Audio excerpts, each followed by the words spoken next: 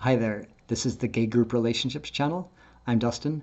Today I'm making a video that's going to be the first in a series of videos talking about healthy lifestyles and wellness. And I want to talk about it more than just looking good and being in shape, but health in a general sense of happiness, mental health, eating well, getting lots of exercise, or having a good active level in your life. And I want to talk about how a group relationship can contribute towards that kind of a healthy lifestyle. Um, One of the most important things in a healthy life is connection. As humans, that's what we're wired for, is to have connections with people around us. And so obviously with a group relationship, I think that contributes greatly to that fundamental aspect of a healthy life. Um, Looking more towards the idea of what we eat, this video I want to focus on diet and kind of our food patterns. Um, this video, it should be taken, and I guess all the videos in this series should be adjusted to the different types of groups, whether that be kind of a more casual group that just gets together for social events, a couple times a week, or if it's a group that is living together, working together, and romantic together. So you can adjust these as needed, but I think it's something to consider. So I took a food science nutrition class when I was in college, and I remember the professor repeating many times that what we eat is more important to our body composition than our activity level and how much we exercise. So that's always been something that's been in my head for most of my life. And in addition, both of my sisters have degrees in nutrition, and I've been in sports and things like this, so I've been around a lot of discussions about health, and when I listen to podcasts that talk about kind of the latest research on these things. And so I think this is something that's important to address when forming a group and trying to start these healthy habits early on in that relationship. So one reason I also want to look at diet before going into like exercise and the other things is because the fuel that you put in is very important to the overall system. If you think about a car, if you wash it all the time and make sure the engine looks pretty and you change the filters and all these things, but you're putting in bad gas, that's going to ruin the fundamental purpose and functioning of the car. And so our diet is a lot like that. And so as well, just the idea that if you take an hour and try to ingest as many calories as you can, and then you take another hour and you try to burn as many calories as you can, it's way easier to put the calories in than out. So diet is kind of one of the fundamental levels of health. So that's what we're going to look at first. In today's world, being healthy and eating well is kind of an uphill battle. The easy, cheap, quick food is often processed and not very healthy, a lot of empty calories and things like this. And so it's important to create a culture and habits of good health. And I think that would be easier in a group where you have more people contributing towards the situation. That would make it easier to be in a culture of health and healthy eating. So you might be lucky and have a partner that, if you're in a monogamous relationship and the partner is very good about eating well and they're really good at kind of helping you stay motivated to eat well. But oftentimes that isn't the case. Or you might have to be the one in the partnership that if you agree to eat healthy and then you see that your partner is not, kind of sticking with the things that you agreed to, that you might not want to nag them or feel like you're being annoying by, reminding them about those things that you had agreed to. So in a group, you're more likely to get people that understand nutrition and people that work better with other people at keeping them motivated and keeping them accountable and on track. So that's an advantage of a group relationship. You're more likely, just with the numbers, you're more likely to be able to form networks and have good connections and have access to knowledge. Once again, if someone in the relationship isn't very knowledgeable about nutrition, the more people you have, the more likely you are to be connected to someone that might have a degree or a lot of expertise in nutrition.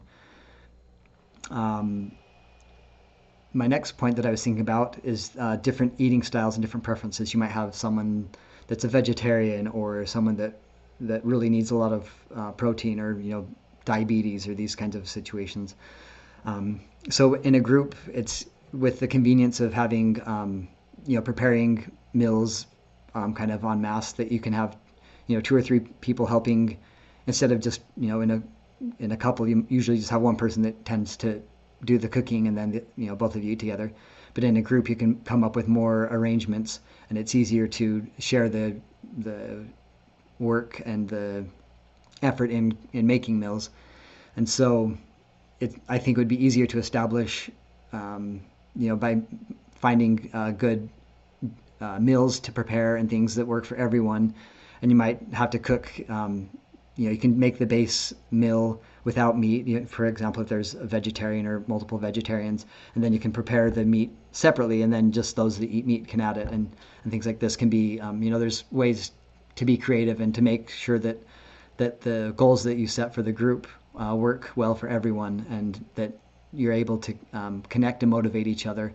And those that are better at motivating can work with those that need more motivation. One other thing that I've talked about in previous videos, like my homestead gardening video, is that a lot of people seem to be interested in wanting to grow kind of their own produce that they can eat. And that, once again, would be easier with a group because you have more people to share the work with, and kind of give the different aspects of the effort that need to be made. And so it would be easier to produce more food for the group if you have more people. And I like the idea even of having animals, that you might be producing eggs and dairy and even meat, that the whole group can contribute or benefit from the contributions of those that are really excited and interested in that aspect of food production. One of my sisters, for her master's in nutrition, she studied family mealtime. And so that's been really interesting for me to think about, in that a family mealtime, not only does it benefit, it tends to, if I remember correctly, she said that families eat together tend to eat healthier meals as it's something that they're conscious about and putting an effort into, than families that just kind of passively eat randomly on their own. And so I think that's a great benefit of a group. But then there's also kind of the social and the mental health that comes along with that. That when you're eating together, you're connecting, you're talking as you're eating together, and you're kind of able to do kind of unintentional therapy sessions at over meals sometimes. And so I think that's a really great concept about sharing meals with people that we care about. Is it not only helps us tend to be more healthy with the food that we eat, but it also helps contribute to mental health, and a good time to connect. And then just kind of one last point that I thought about is that you can develop a lot of healthy habits around meal times. After eating, you can all do the dishes together, and once again, sharing the effort with that makes it so something that kind of is not a fun task all the time is much easier with everyone helping. And if you're I think we've all had roommates or friends or relationships we've been in where maybe the other person didn't always do their dishes or something like this, and it kind of can wear on you. So by developing a habit where everyone's just helping and making sure that things are clean right away and sanitary right away, I think that contributes to better overall health and a better atmosphere in the house. And then there's other habits that you can form around food, like making sure that there isn't a lot of, if people are having issues with weight, that there isn't a lot of late night snacking and things like this, that people are encouraging each other to stick to different goals that people have, or going on walks after meals. I think that's a great habit. I've got blood sugar issues in my family, and some of my siblings have talked about how important it is that getting some physical activity after a meal can really help to moderate people's blood sugar levels for people that have sensitivities to that kind of thing. So those are a few of my thoughts about the importance of diet and how a group can contribute to making sure that is a healthy aspect of a group's lives. Are there certain things that you find beneficial in eating with other people? Do you have special dietary needs yourself that might kind of affect who you are in a group with? And please leave those in the comments. I always like to have those kinds of discussions, and it helps me understand things more, and I think it helps others as well. So go ahead and leave comments, like, share the videos, and subscribe, and I definitely appreciate all of that. And until the next time, we'll see you later.